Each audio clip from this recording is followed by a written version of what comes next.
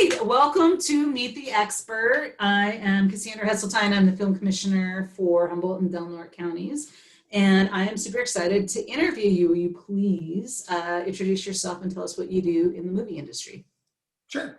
My name's Rale Sidebottom, and I am a screenwriter. I have been working kind of in and out of the industry for the last 5 or 6 years, and I've been writing movies as long as I can remember. And yeah, that's me. That's, that's awesome. And That's a short version. Yeah, it's a short version, which we'll elaborate, but I am Yeah. going to also elaborate first on the fact that you are also a resident of the Redwood region and that you are here, which has been amazing. I mean, this whole series kind of came out of me talking to some new people who had moved to town March, April, actually January, March, April. There was a few different people that had moved to town that work in this industry and have pretty, big resumes and so we were having a discussion about, what it was like for them and how we have a film community, so to speak, that there was more of you here. And it came up with, well, what are we doing while there was no filming? And we started discussing about the fact that, oh, we could do these interviews and, educate our community. But I'm still like in awe of how many people we've been interviewing that actually live in our region in Northern California, but work in the industry. And it's a really cool thing. Yeah, it's really nice to be back in Humboldt. I just moved back up from LA not even 2 years ago. So I've been back just a little bit, but I did actually live here many years ago and really kind of kickstarted my career by being the first manager of the Broadway Cinema in Eureka when they built it in 1994. I actually got hired as a drywaller, and when they finished the theater, the owner said, "Who wants jobs in the movie theater?" Me and my friends are like, "Yeah, I don't want to do drywall anymore, so let's work in a movie theater." So spent the next 5 years of my life being the general manager for the Broadway, which was tied to the Arcade and the Miners. So we were kind of brought into that family. And, right. At that time in Humboldt County, working in a movie theater, it was fantastic. Everybody was having a really good time, and we would do late night screenings of our own. And, David Phillips was really supportive of all that kind of stuff, of his employees. Mm-hmm. And it was just a really fun place to work. And it kind of kickstarted my idea of, I can do this. I can be a writer. So I eventually did leave here. And, but instead of going south, I went north. And I moved to Portland to go to film school. And I went to the Northwest Film Center and got my, what they call a certificate at the Film Center for screenwriting and film production.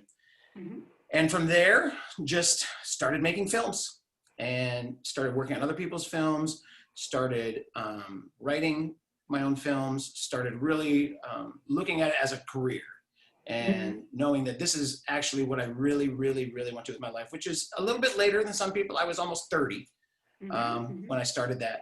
And so lived in Portland for a long time, made short documentaries, made short films with friends, finished the film program, and then did this long roundabout trip where we moved from Oregon to Montana. And in Montana, continuing to write, reaching out to people, making short films, always doing that kind of thing. That's the one thing I always tell people, tell writers especially, no matter what kind of writing you do or what you're into, there is no excuse not to produce content right now. 2020 especially, but even more so, all the time you should be producing content. Right. You don't have to do color correction and, have all kinds of crazy, stay away from licensing and music and all that kind of stuff. Make it as simple as possible and tell your story and do it by producing. So when I got to Montana, the first thing I did was look for a project. And the first project I found was while I was at the job board in Missoula, Montana, looking for work. And this was just right at the end of an era, I think, where they put little 3x5 cards on the walls of job, job, job, job. These are the jobs, these are the jobs. And one of the cards said, shepherd needed. It says you need to have the ability to, and the capacity to live in a trailer on the top of a mountain for 5 to 7 months out of the year. And you need to know how to ride a horse. You need to know how to saddle a horse in the dark. And as I'm reading this thing, I'm like, well, that's not me, but whoever that person is, I want to make a documentary about them. So that was my inspiration for that. I reached out to the rancher who had posted the thing through the city, got to know him, found out that the person he was hiring to come up and guard his sheep was from Chihuahua, Mexico. And that started like a almost 3-year process of producing my own documentary about Enrique Marquez Banda. And, at the same time, still writing and stuff, but, moved from there to Los Angeles, did a bunch of writing down there for a long time, and ended up coming back up here just a few years ago. And I don't know how far you want me to go into all of that, but. Well, there's a couple things that I really like that you said. That let me pull it apart a little bit. I loved how you talked about every writer should be producing their own shorts, and you said, don't worry about color correction, don't worry about music license, or don't worry about it, but don't use music that you have to license or whatever. Yeah, just stay away from that stuff.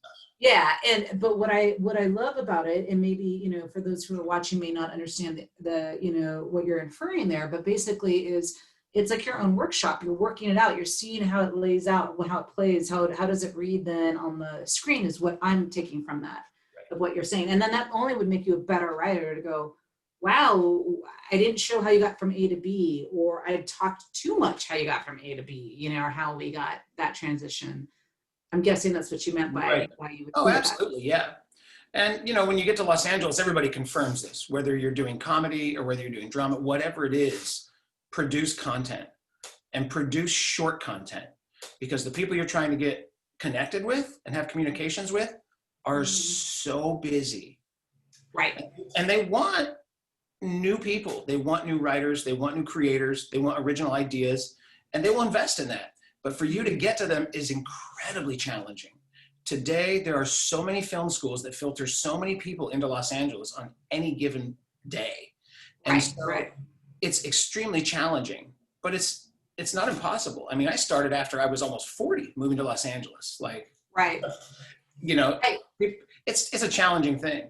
But if you love I like also what you've said too, because we're obviously our main focus right now is our rural community. But again, anybody from around the world could watch these videos and learn about the industry. But what I love what you said really speaks to the people that live here in Humboldt and Del counties who might want to work in the industry, which is, you start off at a movie theater house here, and then you went up to Portland and went to school, which is very similar. It's the Pacific Northwest, surrounded by trees, and it's not, it's the opposite direction of LA, so, or some type of other big hub in that regards.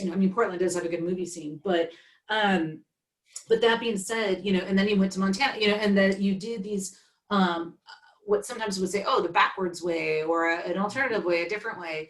And people sometimes think, well, if I live up here, how am I ever going to make it in the industry? But right there, that just shows you, you didn't let location get in the way. You produced your own content. You were creative in how you did it. And then you went to LA when you have more chops and more experience, which is one of the things that when, I was pursuing acting a long time ago.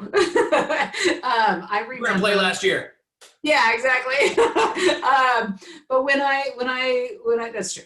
I still do stage, but when I was thinking about, having a film career, I remember the, 25, 30 years ago, whatever, was that you, build your resume up in a small town first, then go to maybe, a hub like San Francisco. If you're in a rural area in California, build your resume there until you're the big fish in the small pond. Then go to San Francisco, then become the big fish there, then go to LA.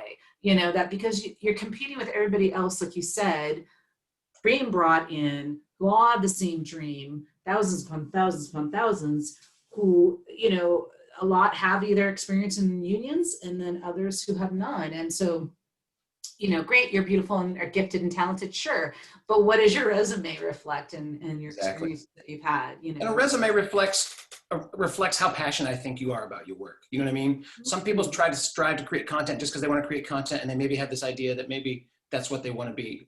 And when it's not in your heart, I think you can see that. You know what I mean? And I see this a lot with comedy. I went to UCB, Upright Citizens Brigade, when I first moved there, because I still am absolutely in love with comedy writing. I love sketch comedy. I love writing jokes. I love writing bits, like all the late night stuff, Saturday Night Live. I grew up on Saturday Night Live, all that kind of stuff. I love it.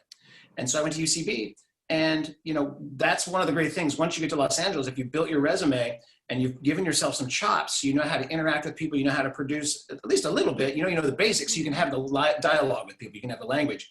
And then once you get there, now you're creating friendships almost immediately. Because if you show up at UCB and say, I want to take a class, you can sign up. if you show up at, even if you're not going to one of the major film schools, you can still take summer classes at USC, you can take them at UCLA, you can take them at Cal State Irvine, you can go anywhere over the summer and you'll be getting instructors who are still probably working television and film writers, Right. and it's not working maybe as much right now, but they're still going to give you more of that information you need and more of that energy that you're thriving for. But creating in a small town and working with people, like you said, is absolutely crucial. And I did a lot of that when I was younger. I did a lot of writing, like ideas for stories and stuff like that when I was younger, but mostly what I did was journal. I have a stack of journals probably 3 to 4 feet high that I've been keeping consistently since I was like 17. And Wow. I didn't know why I was doing it, except I was told journal, and I got into it after a while. And of course, they're embarrassing to go back and read. Almost anything. Yeah. Journal is, absolutely, as it should be. But what it does is it activates in you a memory, a sense memory of how something was, and it makes your writing later better. And it's really worked for me. And so I keep those things with me in this long box of my journals that I carry around with me. And I don't always use them. I rarely use them. But when I do, they're a great tool. So I've always been writing since, the late 80s. And wow. That's a great, a great testimony to. And I got to run around. I mean, I ran around at a time when, the early 90s, I was hitchhiking around America. I was getting picked up in a giant school bus full of hippies and driving across the country to go do this. And then I get distracted to go over here with these people and go rock climbing in Colorado or whatever. Being open to the experience gives you a more complex and interesting story for the time that may come when you do meet potential managers and potential agents, because you have stories to tell. Not every story is a pitch. You shouldn't be trying to pitch to people all the time. People get tired of people pitching. Often it's just having an interesting life and being able to share those stories with people. And so I'm working on a book right now. This year, 2020, has been really hard for screenwriting. And I'm very glad I'm in Humboldt County instead of Los Angeles this year. And, but I had been working on a book a little bit. And this year it's going to be done. And it is about my life. It's a memoir about my first year of life on the road and what I did when I ran around with the country with a bunch of people. We tried to make a monster movie. And so that's what I've been working on. And it's kept my energy up and my passion strong. And at the same time, I have a guy who is kind of my manager in Los Angeles and has gotten me some work. And I reach out to him and we talk about stuff. Nothing has really happened this year, but I did get some work in the last couple of years. And it's interesting the way stuff happens. Like, one of the things I think a lot of young people do, and I know I'm guilty of it as well, but you get impatient. You definitely get impatient with people. People don't call you back. There's a respected amount of time. If you email someone, don't email them for another 2 weeks. Give people time, because people are busy and they don't forget. And if you do email them, you'll be hassling them. But it's hard to remember that everybody's lives are just as, if not more, busy than yours and crazy. Right. Especially the people that are producing, Oh, and yeah. I had a job almost 3 years ago on a film that was going to go to Lifetime, and it did not, but I did a bunch of rewrites, dialogue rewrites for a feature film. And I got hired for it. The script was already written. They brought it to me and they said, can you do this, this, and this? I said, yes, signed the contract, did the work. And then, time passes, you forget about it. And I'd reach out a couple of times. I knew the producer and the director, and they're like, yeah, we shot it. We don't know what's going to happen with it. And, it was always kind of hemming on, oh, the title's changed to this. Oh, the title's changed to that. And, I kind of forgot about it. And that's fine. I got the work. It was a great experience. But then last month I got the text. They're like, hey, check it out. It's on Amazon. And I was like, oh, there it is. So I got out my script. What's the name of your movie? What's the name of the movie? It's called Murder RX. Ooh. We gotta check that out. Yes. So you helped do rewrites on that? I did a bunch of dialogue rewrites for it, yeah. And so when on something like that, do you actually get named in it, or is it more of what do you call that kind of writer? So on that job, I wasn't Writers Union, or I wasn't the Writers Guild. So I essentially signed a contract agreeing that I would not get my name on it, but I get a flat rate. Got it. Okay. One-time payment, no royalties. Do you want this or not? And I know that a lot of people would frown on that, and I understand that. But at the same time, I like to work. And sometimes, unfortunately, people offer you something and you say, that sounds very lucrative. And, you know, it's a one-time thing. And of course, I'm not letting that be the norm for my work. Got it. Yeah. So, you know. But also you get to put that on your resume that you have a movie that Absolutely. You have to do that, and it's on Amazon, and Yep. and that's, you know, that's exciting, you know. And it reminds you that things live undisturbed like a dragon for a long time. I don't know if you read the pilot I sent you for Redwood Empire. That was a while ago. That was probably the pilot that I got the most traction on. And it was the one that got me my manager in Los Angeles and got me probably the most meetings. Right. That was because I was able to finally find one thing. I will say, once you get to LA, it's really important to find a group of people who you jive with. Mm-hmm. UCB is good for that because, you know, comedy writing, you really have to jive or not. It's real quick, you know. Mm-hmm. But there's a lot of other writing. There's so many writing groups in LA, and there's writing groups here too. I mean, you need to find a writing group regardless sometimes, just to know that you're not alone in the universe. Because a writer's job is a solo job. You live in a solo universe, and it's nice to be able to have a group. And I finally had found, after trying about 4 or 5 different writing groups, I had found one finally in North Hollywood called Deadline Junkies. And I cannot recommend them enough. They don't pay me for this. I'm just saying, Deadline Junkies in Los Angeles is absolutely fantastic. It's professional writers, it's amateur writers. You do have to kind of audition. You have to send in a writing sample and they have to accept you because they're not, you know, beginner. And so once you're in though, it's a rotating cast of writers and actors. So actors come in on Monday nights. We rent a theater in North Hollywood, and you basically come in, you get to do your own pages once about every 6 to 8 weeks. And it can be up to, I think, 30 pages. And it can be any format. It can be animation, it can be drama, it can be horror, whatever. And you have a list of actors and actresses that you can call on in the weeks before saying, hey, I have this reading coming up. Do you want to be cast for this? And you get to cast these really great actors. And I was very fortunate to get my first 30 pages of Redwood Empire read by an absolutely stunning cast. 2 people have gone to a very successful Netflix series and will not be back. But at the time, they came in and read for this. And because there was a bunch of people in the room, people were like, what the F? I love this. I love this story. And who is this? And what is this stuff? So that one of the actors I had reading said, you know, I have a manager that you should talk to because this is an amazing story. And that creates a conversation. Mm-hmm. And always creating conversations with people is crucial to moving your career forward, knowing how to communicate with people. And a lot of times it's right here on the screen. And a lot of times, not this year, probably not some of next year. Yeah. It'll be going out and meeting people at events and going to film screenings. And just, you know, even in Humboldt County, I've been really grateful to meet the people I've met and spend time with and talk about it. And I like what you said, though. You know, it's starting a conversation. And you said earlier, it's not about pitching, it's about having an interesting life. And both of those things, the way that you're saying those, is great, I think, for the newbie who is excited, right? We have stars in their eyes, whether they want to be a screenwriter, actor, director, you know, whatever. It's usually those. A few of us realize you're going to be a film commissioner, but I'm super happy to be one. But that's not normally, you know, the top of the dream list. You know, I love it now. It's like a dream come true. But most of us don't even know it existed, right?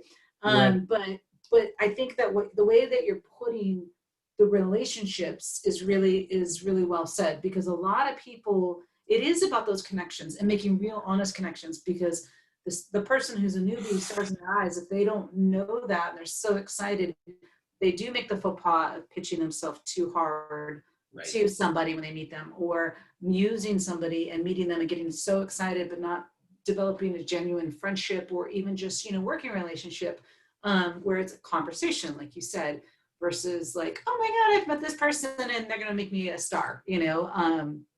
And what'll end up happening is you pitch too hard, or you feel like you're using that person too much. Yeah. They back away, you know? Absolutely. It is really challenging to know when and when not to speak. Yeah. And one of the things I learned very young, and this is true not just in the world of writing, but in any kind of film production and a lot of the arts, is never say no to a party. And I made a point of bringing this up with my co-writer on a project I was working on, Matt O'Connell, down in Los Angeles. And I had said this to him blatantly, I think at one of our Deadline Junkies Monday night things, because it was a great thing about Deadline Junkies is we'd all come out, we'd do 3 hours of readings, 3 different hours of 3 different readers or writers. And then there was a restaurant right down the way. So at 10 o'clock, we'd all leave the theater, lock up, go to the restaurant, have drinks, and have late night dinner and talk till the wee hours. And I had said to Matt, you know, one of my rules is never say no to a party. Right. And a week later, he says, hey, man, I'm going to this party in Pasadena. You should come. And I was like, I don't feel that good. I'm going to beg off. I know I don't usually do this. And he says, you said you never do that. And I said, I know I do, but there you go. So there's an exception to every rule. Long story short, the guy that he met at that party, my friend Matt and I were writing at the time a story about my uncle who opened one of the very first comic book stores in America in 1968. Whoa. And he is kind of he was at so many landmark events in American art and music history. He's kind of like the underground Forrest Gump. He was there when Chubby Checker showed up and there was a race riot in San Jose in the mid 50s. He was there. He just has these crazy stories. So Matt and I had written this story about him. We're like, and this is our thing. He met the head of, I can't even remember the name of the podcast now, but he met a guy who's doing a very successful podcast and who had a lot of connections. And his dream was to open an underground comic book store in Northern California. And he was like, you should have been there, man. The guy was so wanting to meet you. And I told him all about it. We were having drinks.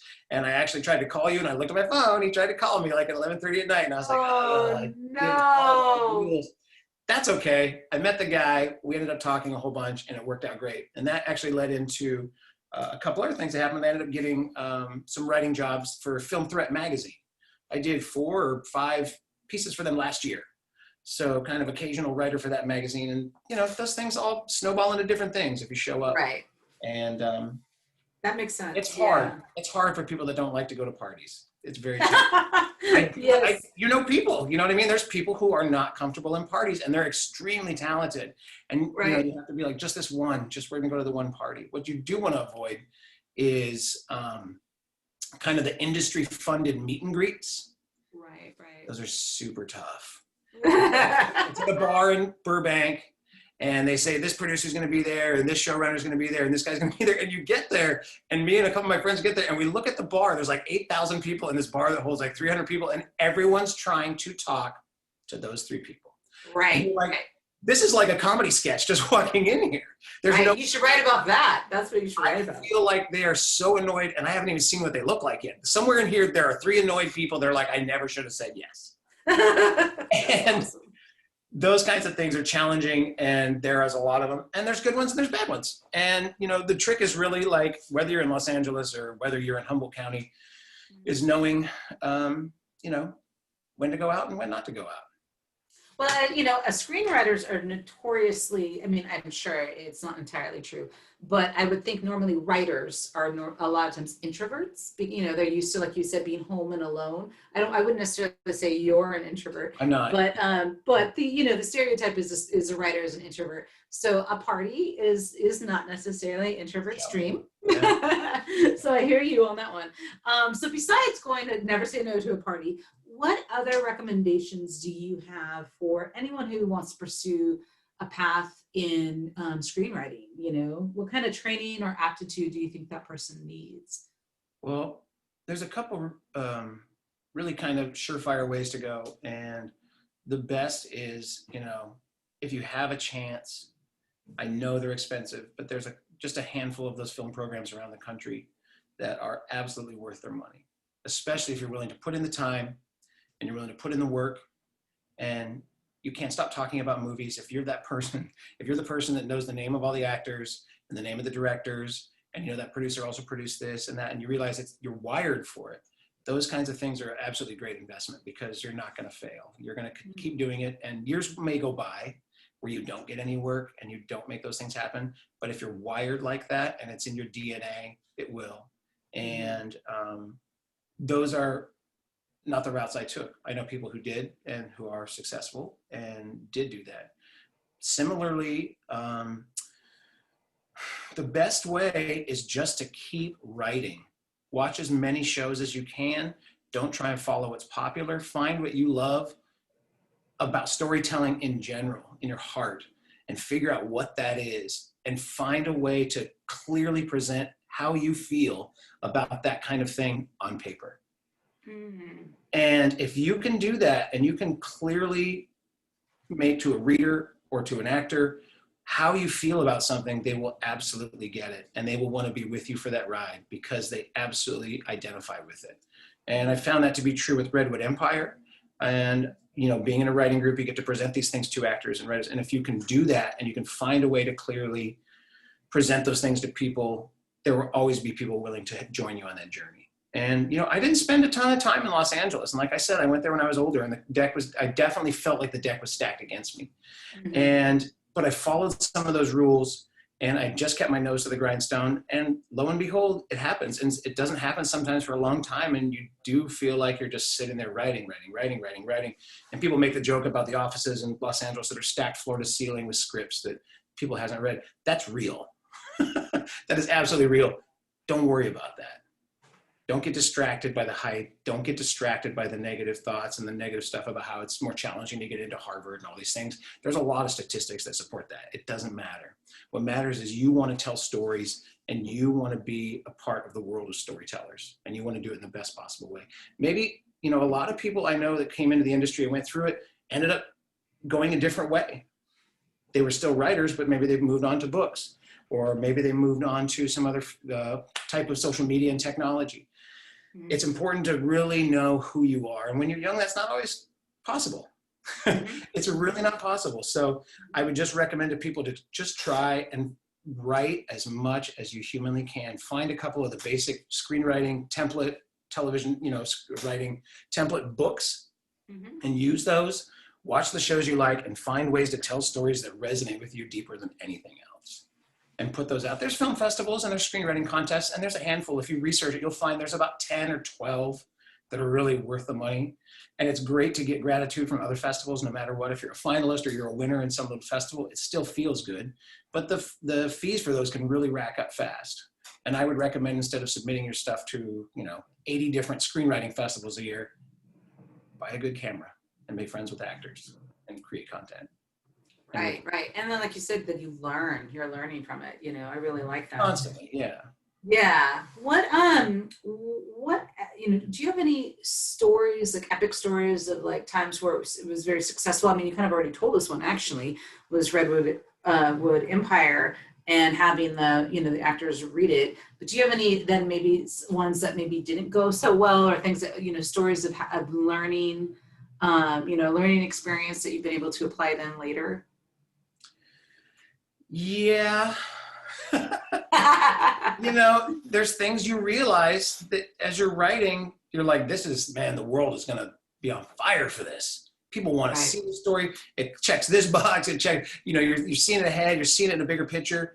And then when people read it, they're like, yeah, I don't think so. Do you have anything else? And you're like, yeah, okay, sure. And, you know, people just shoot it down left and right. And, you know, it's not for lack of you trying. So you try and tell yourself, well, they just don't get it. But that's the hard rub for a writer. Maybe they do get it. And maybe sometimes there's things that you should just better let lie. And if you write enough and you write a bunch of different things and you write different things, you'll find from time to time that will happen. You'll definitely I have a story that's based on the real life of a woman from the early part of the 20th century whose life is absolutely fascinating to me. And she made one movie before she died. It's never been found. It's considered a lost film. She wrote a book at a very young age that is an absolutely amazing book to me. And I just never get positive feedback from it.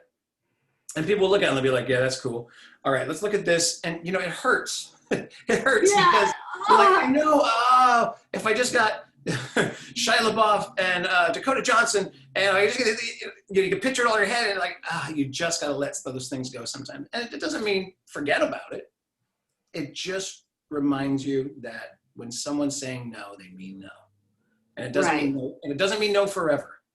It just means right. Or also know with that, that's true. Or Yes. with that person. I mean, we interviewed Maria Mattioli, who you know. Right. And she was talking about how, sometimes it's like casting, that it might not be a right match for that person receiving it, that's not where they want to go or their genre. Knowing the difference between when a project just really does need, some rewrites, and also knowing when someone that you're pitching it to is just not interested in that subject, or it's not a right match for them, Exactly. Yeah. It can be challenging, but when you're invested in a story, it hurts a little bit, and you just have to try and find different ways to do stuff. Right. Yeah. So And, I'm sorry, go ahead. Oh, before I forget, I wanted to share one thing, and I think this is a really kind of crucial component for writers, and not so much for here, but you can definitely do it from anywhere. Like I said, I love comedy, and I love writing sketch comedy. I love jokes. I love all that stuff, the joke baskets, all that stuff. I'm so into it. I have been my whole life. And I'd been in LA probably a year, and I heard that the Conan O'Brien show was hiring staff. And I didn't have an agent, didn't have a manager. And I was like, well, I have a great packet. You know what I mean? I have a couple pages of jokes. I have topical stuff that was super current at the time, because I was writing them all the time. So once you're in the mode, you write. And I had this great joke packet, but I'm like, there's no way, no one accepts unsolicited submissions. Like, what do you do? So this is what I did. And again, I can't recommend this to people, but the idea is you have to think outside the box. So Conan O'Brien tapes in Los Angeles. So I'm like, well, he's in Los Angeles. So, you're making me nervous, Rale. No. I'm already nervous for you. No, this is great. Okay. I have the paperwork. It's all good.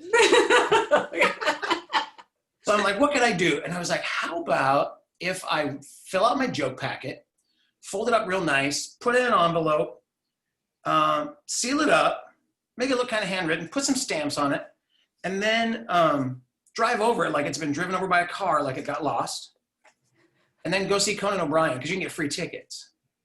So went and saw Conan O'Brien, took this envelope full of my joke packet, and when I left, I just dropped it on the floor. No. The idea being 99% chance janitor's going to find it, pick it up, throw it in the trash. 1% chance that janitor's going to pick it up, say, this looks important, and turn it in, and it'll get to the writing staff. So a month later, I got this. This is a letter from the writing staff of Conan O'Brien. It says, Dear Rale, as you may know, materials are only accepted for consideration when requested by Conoco and or submitted by an agent or other individual with whom Conoco has established a working relationship, and from whom we have received an executed unsolicited submission release. This letter shall constitute notice that you should you elect to make further unsolicited submissions to us, you do in fact agree that for the sole consideration of Conoco agreeing to review such submissions, each, including their copyrights, will therefore become the sole property, as long as you will no longer have any further interest whatsoever wherein. If you wish for us to read these materials, please contact an agent who can submit them. So I got a letter to her, I got her name, I got her information, I emailed her, and I made a connection. I didn't get the job, but I made a connection. It was crazy. When I saw that in the mail, I was like, oh, yeah, 1%, it worked. 1%. I can't recommend doing stuff like that. It's ridiculous. But the idea is, ran it you have to think outside the box. You have to think of different ways. And I was in touch with that woman for a while. We emailed back and forth, and she said, you signed the thing, we read the stuff, it's funny, we can't use any of it, you understand, you give up all the copyrights to it. And I was like, yeah, sure, I write stuff like this all the time. You know what I mean? Anything you can do to forward the conversation, I mean, jokes are, easily writable, and, people want to kind of tell you not to do those kinds of things, and I kind of want to tell you to do them. I love it. I didn't push anybody's button. She wrote back and she's like, yeah, I can't do it. And I was like, okay, that's cool. Let me tell you how I did it. And I dropped, because she didn't know it was dropped on the floor. And she was like, that is crazy. You dropped it on the floor. I was like, that's all I could do. How else am I going to get it to you? And she's like, yeah, I didn't know where it came from. It was just on my desk. And I was like, cool. That's a conversation. Yeah, it's a conversation. And I have a unique name. So yes, you do. a little less challenging for me when people are like, oh, Sidebottom. Yeah, I remember you. So I got that going for me, which is that's pretty awesome. I know that you. What'd you say?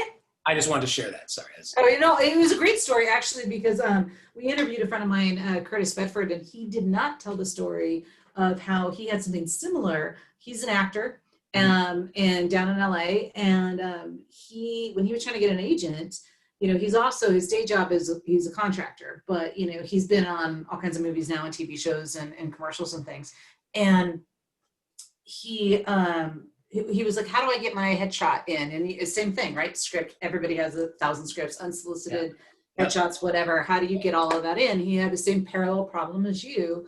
And so what he did is he dropped off a toolbox that had the standard, if they want to hang a picture and little picture nails and measuring tape, little things that they would need at their office.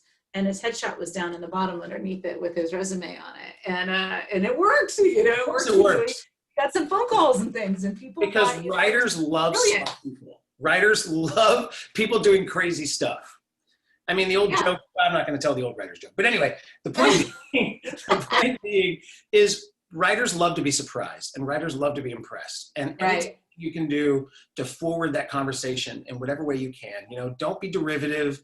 Don't be, mealy mouth about stuff. Don't be fawning over people, just be a real person. And just try and, do the best you can to share, I guess, what your vision of the world is. I mean, when I wrote Redwood Empire, I have a very strong memory of what Humboldt County was like in the 90s here. And I had a lot of friends here who were involved in the movement, myself and my wife, my soon-to-be, back then, future wife included. And I drew very heavily on the series for those. I'm glad you just segued into that, because that was actually going to be my next question is, tell us more about the project. I mean, clearly I know about the project, but the people that are viewing this, what you want to talk about, because it isn't out there yet, but talk about the passion of it and why, because you've shared with me different, things that you've worked on and are excited about, but this one you definitely are passionate about. It's really important to you. And, who knows, maybe if we say enough on this video, it'll get somewhere, of who you want it to be. I think so, yeah. No, it was optioned by a production company for, it came out of option a while ago, and they didn't really go anywhere with it. But I have two co-creators, I'm the writer, and then I have two friends who were here also back then who fed me a lot of information and ideas for like story arcs and character arcs and all these backstories and stuff that really gave the story itself a full, breathing life. And so I had started writing it when I was in Montana, and when I got to Los Angeles, I just kind of finished it up, and I had been taking classes at a place called the Writing Pad. And, the Writing Pad is one of those places, very small groups, and they put you in a room with people who are current or absolutely very just current showrunners, EPs, head writers, staff writers.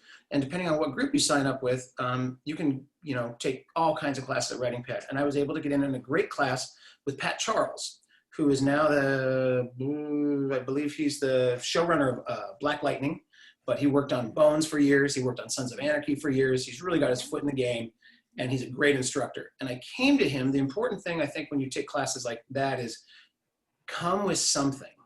Don't come saying, I want to write a pilot, because you only have maybe 6-8 weeks with these people. You should have something already prepared, because then they can tear it apart for you and help you make it better. That's exactly what I did. Because Pat said, I like this story, but you screwed up here and you screwed up here. Let's fix these two things and then do this. And then he would give me recommendations, and I'm just like, notes. And by the end of those 8 weeks, I had a good pilot that was kick-ass. And then I was able to take it out to people and share it with people and get the reading done at Deadline Junkies. And it hasn't really gone anywhere. I have talked to a couple people who I can't name. I've been trying to get it to Woody Harrelson, who is obviously difficult to reach. Okay, so Woody, you're watching this. I was in Kauai earlier this year. My wife's like, we are on the islands. And I'm like, I don't want to go to jail. That's a story I don't want to write. But the thing is, the story of a radical female environmentalist and a hardcore evangelical pastor who are at heads over what to do with the place we live you know, and the pitch is easy. It's when a multinational company comes in and buys up the last of the small town logging operations and has no qualms about, you know, cutting down all the forests and turning their homeland into a wasteland. I mean, the battle lines are drawn.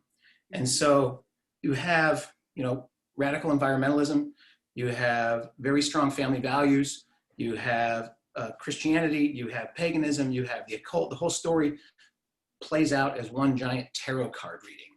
So it's got a lot of magical realism to it, because we all know, living here in Humboldt County, how magical these trees actually are. And so when you have people that are tree sitters, and you have people that want to cut down those trees, and you have people that, you know, believe that God is the best steward for this land, and there's other people that believe that the government's the best steward for this, and other people believe, you know, so there's a lot of opposing viewpoints. But the idea I had at the end of the day behind all of that was people working together. People that fundamentally disagree. And I think here in 2020, it is more important than ever that we're able to look past the petty stuff and work on the big things together. And I think that was, we shot a proof of concept almost a year ago here with a bunch of local actors and a local cameraman. I used a bunch of people. We shot for 2 or 3 days. And I made a proof of concept, and it's really great. And I have one person I shared it with in Los Angeles who is kind of a big name actor who I can't mention, but again, nobody's doing anything right now.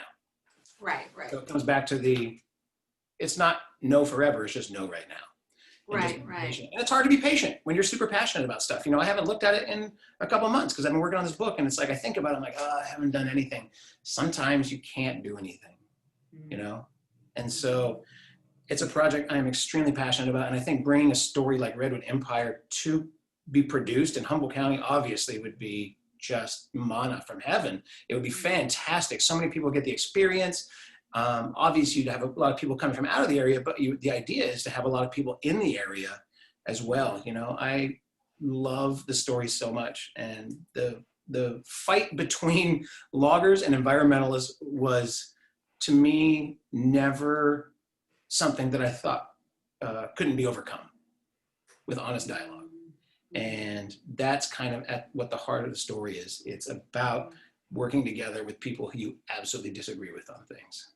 So. Right, and I love that about it, you know, and I love the whole tarot card reading part to it, and that aspect that you have to it. You know, there's it's definitely a unique project, you know, and a lot of archetypes in there, and it would be really great to see it come to fruition. And I definitely want to stay away from the marijuana story. You know what I mean? As soon as I bring it up to the agents and like producers are like, oh, what about marijuana? I'm like, yeah, okay, there's marijuana. Okay, there's drugs, there's alcohol, there's sex, there's all those things, but that's not the story. Right, that's not that story. Yeah, and I mean, I was here, you know, in '91, and I remember when, you know, a lot of it was going on. '91, you know, for college, and that wasn't what that was about. No. Right. That stuff definitely was happening. You know, that's not just Redwood Empire. That's a lot of stories. I love stories about people that fundamentally disagree with each other on a bunch of levels, but figure out a way to overcome that, you know? Right. And growing up, for me, kind of, I grew up in a weird way. My father had wrecking yards, but I lived kind of in, you know, middle-class America. So while all my friends' parents drove nice cars, my dad had this old beat-up 67 Chevy pickup with a flatbed on it with transmissions tied to it and grease and oil leaking off it. That's what we parked in the driveway. And I worked for him a lot as a kid. Growing up, I started probably 13 or 14, started working at his wrecking yard, learning how to pull wheels and tires off cars and learning how to do other things as I got older and bigger and stronger. But the cast of characters, the kinds of people that you start to meet when you work at a wrecking yard is just fantastic. And when you're a kid, you don't realize it. It's just weird to you. But as you get older, you realize, oh my gosh, I was being handed characters left and right. You know, there was a guy that worked for my dad. A guy tried to steal a $5 part and jumped in his car, and he's driving away from my dad's wrecking yard. And one of our mechanics runs out there with a giant screwdriver and jumps on the car and stabs the roof and punches a hole in the roof of the guy's car as he's peeling out. And now he's got a handle, right? Because he's got the screwdriver. He's hanging on. And the guy drives away and whips the car out and tosses him and then takes off. And Ron comes back and he's bloody and he's got this screwdriver in his hand. And he's like, man, I got that guy's license plate. And you're like, story. Yeah, you can't make that stuff up. So it was really a lot of fun, and I was really fortunate to get exposed to that kind of stuff. And I would always encourage writers, of anything, to just expose themselves to more things outside the world of writing, just the world, you know? Yeah, well, that's what feeds you. Yeah. So you mentioned in your project, when, if and when it gets shot here, that, obviously it'd be really great to involve locals, local crew, local Oh, yeah. vendor, local actors, I'm sure, to fill in some of those gaps. What is it that you would want local crew and vendors and, actors to know about, when Hollywood industry comes here and they want to shoot something? What do you think our people here need to know to become successful and to work on a project? I know that there's a lot of stereotypes about Hollywood crews, no matter where they go. And me personally, from having been on locations and productions ranging from small TV to major motion pictures, have seen that's generally not the case. If there's bad attitudes, it's usually one or two players, and they're not very high functionaries in the production. They're people that just kind of come along as helpers or whatever. But as far as working with outside crews, living in Humboldt County and having to work with an outside team, is just be supportive and understand that these crews that come in work 12-hour days, 14-hour days. They don't get a lot of sleep. They're living on the road, essentially, so they're sleeping in a strange bed. That bed may suck, and our job as you know what I mean? Like, seriously, nice hotels with shitty beds. I've been in the nice hotel and you're like, this is great. Then you go to bed, you're like, what happened? They cut the corners on the beds. It happens. So there's little things like that, that can make people that are living like that a little more edgy than other people. But aside from that, it's really just understanding that if a production like that was to come here, our job as Humboldt County citizens is to always be present for the people who are making the production itself, just so that they can see how it affects us. Because we're essentially, at the end of the day, we're the real representatives of Humboldt County today. And who we are and how we talk and how we treat each other, and what our worldview is. I mean, one of the great things about having a day job and working here in Eureka 40 hours a week is I get to meet, I was reminded when I came back to town a while ago, how quickly I was reminded of how fantastic the people of Humboldt County are. They look you in the eye. They communicate, and it doesn't matter right wing, left wing. I don't care if you have a Trump hat on or you have dreadlocks or whatever it is. People are kind, they smile, they're communicative, they have a joke to share, whatever. And that's just in my interaction with them at where I work, which is like, a minute, So I was reminded of that. And I really love the fact that that is truly what Humboldt County is. I've never lived anywhere, and I've lived in a lot of places. I have never lived anywhere where there is a more varied group of cultures all kind of living together in this tight little space. And I think that's one of the things we would be tasked with representing of ourselves if we were working with a production crew that came here from out of town. You know what I mean? That's all. Yay. Yeah, well, that's good. Yeah, I mean, and I think you're right. I think that there are stereotypes on both sides. There's been stereotypes with what LA productions might be like. And sometimes when LA productions go to, or any type of bigger production goes to a small town, they can sometimes also, be surprised what they find, and like you said, you're surprised just to have the kindness, across the board with everybody. Yeah. I have one last question for you before I ask you about your final thoughts. Is there anything that you would do different if you could do it over again in your writing career? Start earlier. I was writing all through middle school and high school, and I actually went to a writers conference at what ended up being my first college, West Valley Junior College in the Bay Area. And I went to a conference because I had written some short stories in my writing in my English class in 8th grade with Miss McCowan. And I was sent to this, and I don't know for the life of me why it didn't feel important to me then, but it didn't. Mm-hmm. And I always regretted that time from like finishing high school to like my late 20s so this is kind of a two point. I've always regretted not applying myself kind of more professionally and getting into a writing program or doing something like that when I was like in my late teens, early 20s, and applying myself. At the same time, I went out into the world and I lived in crazy places. And I met people who would drag me along with them on their completely mad adventures. And we would sleep in ditches and we would meet people in crazy places and do amazing things with beautiful people week after week and month after month and year after year. And that became my life. And I wouldn't trade that for anything. So yeah, sure. I have a little bit of regret of not starting writing a little more seriously earlier, but that pales in comparison to the memories I have and the people I love, you know? Right. So. Well, and those experiences also feed you as a writer, I would assume. You know, my style of I tell stories all the time, and people are just like, "What?" I'm telling you, my book is American Monsters. Is going to hopefully come out at the end of this year, and it's about my first year of life on the road.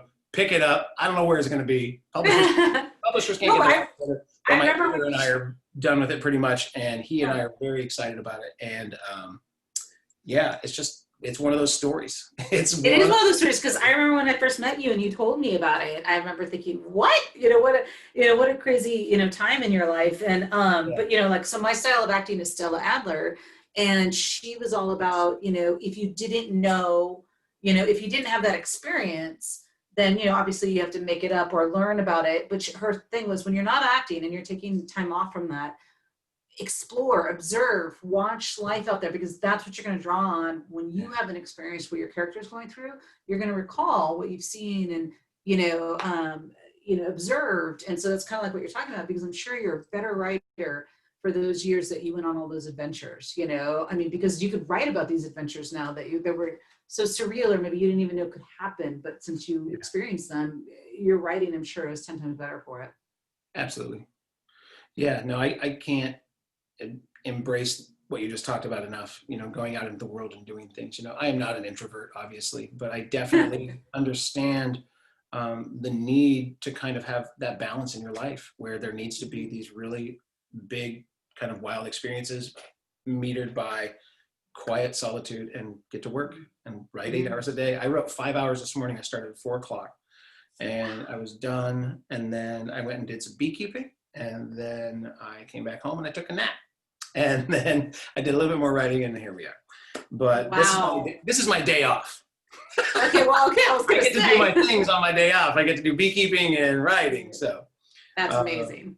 Yeah, so I think always just embracing those kinds of things. And one thing I wanted to add, whoever you are and wherever you are, if you feel that you don't have friends, and you don't have people who understand you, and you don't have family that gets you, or may think you're weird or different or any of those things, the thing I've told people before, and I had someone say this to me a very long time ago, and I always like to share it, and that is, no matter who you are and where you are, your tribe is out there, and they're absolutely waiting for you. I promise you. They're out there, and they're absolutely, they don't know your name, they don't know what you look like, but they're waiting for you, and you have to go. Sometimes you just have to walk away from where you are and go find them. You know what I mean? So yeah, I think that's really true. Just going out and finding other people helps you find who you are. That's awesome. Well, thank you. I mean, that seems like that was a beautiful way to end our series here. Unless you have any other final thoughts, that is a great writing in Humboldt County. Humboldt County is very inspiring, man. There are a lot of great stories here. There's a lot of great history. I know Maria's working on a new project right now that kind of is based somewhat semi-historically on stuff here 100 years ago. And if you delve into those things, you'll find them everywhere. But Humboldt County is just absolutely rich with them. And I look forward to seeing all the stuff that people are going to be coming out of here with in the next few years, their own stories, Yeah, same. Yeah. Well, thank you for this interview. I really appreciate your time. Since we woke you up from your nap, I am really glad to. My nap was getting to be a little long. I napped for like 45 minutes. That's too long, they say. I think you have to keep it under like 25 minutes or something. So I went a little long. But as you can tell, I'm very tired. Well, thank you. Thank you so much for your time. Okay, we'll talk again.